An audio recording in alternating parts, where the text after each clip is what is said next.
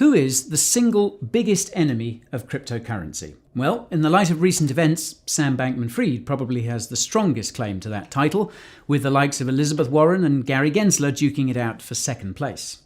Peter Schiff and Warren Buffett would give them a good run for their fiat money. And let's face it, all of the above are just the tip of a big old iceberg. But there's one man who's ultimately responsible for causing crypto more harm than all the rest of them combined. A man who's authorized the theft of billions and wreaked havoc on the industry numerous times. A man whose nefarious deeds threaten not just crypto, but the safety of the entire world.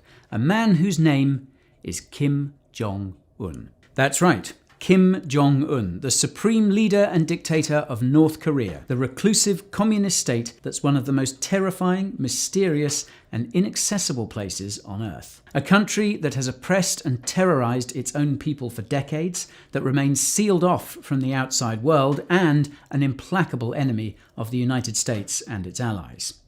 A country that has one of the largest militaries on the planet, is still officially at war with its neighbour, and, most worryingly of all, now possesses nuclear weapons.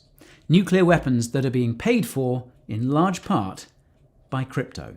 So, in this, the first of a two-part video, I'm going to give you a bit of background on Kim Jong-un, the hellish country he rules over, and its nuclear weapons program. So, stay tuned to find out how the young dictator Donald Trump once dubbed Little Rocket Man may be taking us anywhere but to the moon. Now, to my mind, few pictures can tell more of a story than this NASA satellite photograph of the Korean peninsula by night. South Korea, one of the most technologically advanced societies on Earth, is a blaze of light as its population of over 51 million people reap the benefits of decades of economic prosperity. South Korea boasts the 13th largest economy in the world by GDP. Its citizens enjoy an average life expectancy of 83.5 years, the third highest in the world, and in recent years its cultural influence has become increasingly significant too.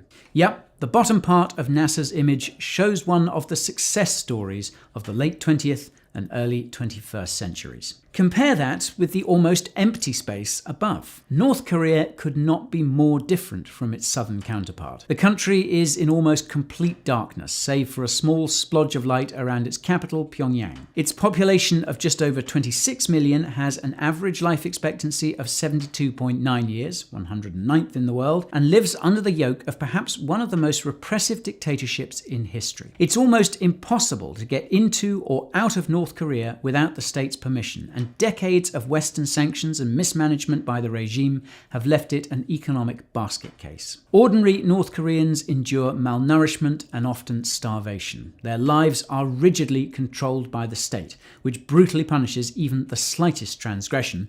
And an almost total media blackout means few are even vaguely aware of what life is like for the rest of the world. Since the end of the Korean War in 1953, it's been run by successive generations of the same all-powerful family. Kim Il-sung assumed power after the war, passed the country on to his son, Kim Jong-un,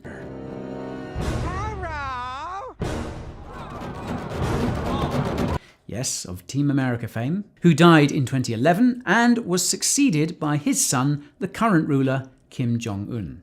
That is what you call a despotic dynasty, and the Kims have managed to hold on to power for this long by being utterly ruthless, paranoid, and self-aggrandizing. It's as if all three of them have, at different points, read George Orwell's 1984 and thought to themselves, yup, that is how you run a country, all right. Better get my best boots on and go stamp on someone's face for the rest of the afternoon. Now, in order to maintain their grip on North Korea and its people, the Kims have kept the country almost completely isolated from the rest of the world for decades. Hence, it's often referred to as the Hermit Kingdom. North and South Korea are separated by perhaps the most fortified border in the world, and the only countries that the North has any meaningful interactions with these days are its other neighbours, China and Russia. Since the 1990s, the Kims have also enforced a policy known as Songun, or military first, which means the country's armed forces are prioritized above pretty much anything else. As a result, North Korea is the most militarized society on Earth, with well over 1 million personnel actively serving in its armed forces, with another 6 million or so reservists. Remember that the overall population is only 26 million. North Korea sees this extraordinary military might as vital to its survival, believing that the United States, South Korea and their allies would like nothing better than to restart the Korean War, which never officially ended, no peace treaty was ever signed, and enslave all North Koreans under the yoke of decadent Western capitalism. Now, historically, the North has flexed its muscles with immaculately choreographed, slightly ludicrous and yet also deeply unnerving military parades, designed to not so subtly remind the rest of the world that picking a fight with Kim and his scary toys is, well, inadvisable. There are also frequent missile tests and other weapons demonstrations conducted with the same effect in mind. And there's no denying that this policy has been successful, insofar as 3 generations of Kims have been able to rule unchallenged from either within or without.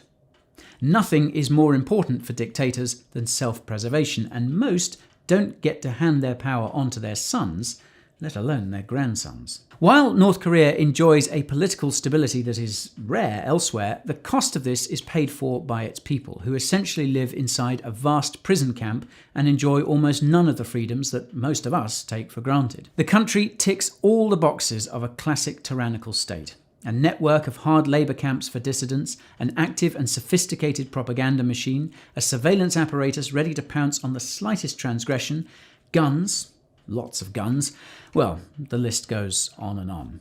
Now, to support these internal controls, the outside world is deliberately kept shut out by the regime, and with good reason. If North Korean people knew what life was really like for people elsewhere, especially in the enemy country just a few miles to the south, they'd naturally be inclined to wonder why they put up with a constant shortage of food, state repression, and few, if any, of the perks of modern life.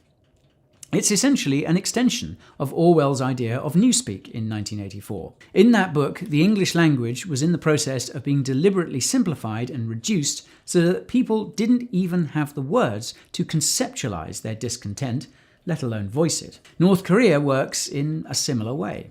If its people cannot even conceive of a different way of life elsewhere, they're unlikely, even unable, to imagine their lives being any different or any better. By keeping the North Korean people in the dark, metaphorically and literally, and by waving some extremely large weapons at the rest of the world, these 3 generations of Kims have managed to establish a dynasty of tyranny which is unprecedented in modern times. Now, of course, the problem with being cut off from the rest of the world means you're also cut off from international trade, which makes it very difficult to earn any money. Almost nothing in the way of imports or exports means North Korea has to be largely self-sufficient. And for a country that's neither particularly large nor blessed with abundant arable land to grow food on, that hasn't worked out so well of late. North Korea's problems became particularly acute in the 1990s following the collapse of the Soviet Union, which had been its staunchest supporter and largest trading partner since the Korean War. The Soviets had propped up Kim Il-sung's regime for many years, and the disappearance of this key ally was a disaster for North Korea. The 90s in general were a rough time for the country. Kim Il-sung died in 1994, prompting 3 years of national mourning. He was succeeded by Kim Jong-il, who then had to cope with widespread flooding, which ruined harvests and led to widespread famine. Somewhere between 250,000 and 420,000 people are thought to have died as a result. The situation was so bad that the UN was eventually allowed to deliver food aid. You can imagine no dictator wants to be seen to be accepting handouts from the rest of the world. Meanwhile, North Korea's long-standing aggressive foreign policy against South Korea and unwavering opposition to the United States meant heavy sanctions only added to the burden imposed by its own isolationist policies. So, what do you do if you perceive pretty much the whole world to be against you, lack the resources to feed your own people, and your economy has barely evolved since the 1950s? That's right. You embark on a nuclear weapons program. Yes, for the last couple of decades, North Korea has been developing nuclear weapons in a bid to attain the ultimate protection against military aggression and to elevate its status within the international community.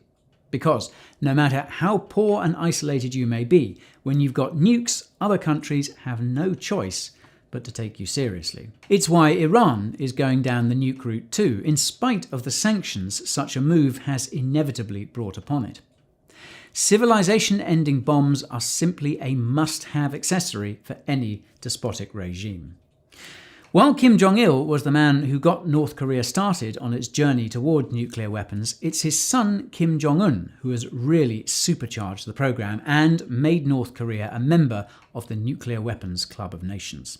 Thanks to Kim Jong-un and his father's efforts, and despite international condemnation, sanctions and veiled threats from the likes of Donald Trump, North Korea not only possesses the capability to build and fire nuclear weapons, but also to deliver them across great distances aboard long-range missiles. This threatens not only its near neighbours like South Korea and Japan, but also the mainland United States. It's a truly terrifying prospect and represents one of the greatest threats to global security. But how is it possible for such a small, otherwise backward nation to achieve this level of capability? Okay, so by now you're probably thinking, yes, Guy, this is all very interesting and also pretty terrifying, but what has it got to do with crypto? Surely we have our own megalomaniac with dodgy hair to worry about already. Do we really need Kim Jong-un on our plate as well? It's a good question, and well, put simply, North Korea's nuclear weapons program is now believed to be being funded in large part by the theft of cryptocurrency. 2022 has seen some of the biggest DeFi hacks on record, and it's more than likely that many of those hacks have been conducted on behalf of North Korea, with the stolen funds funneled back to the Kim regime to spend on weapons of mass destruction. That, my friends, is something we should all be concerned about. So, who exactly is behind these hacks, and what does all this mean for crypto? Well, you'll have to wait till part 2 of this video to find out.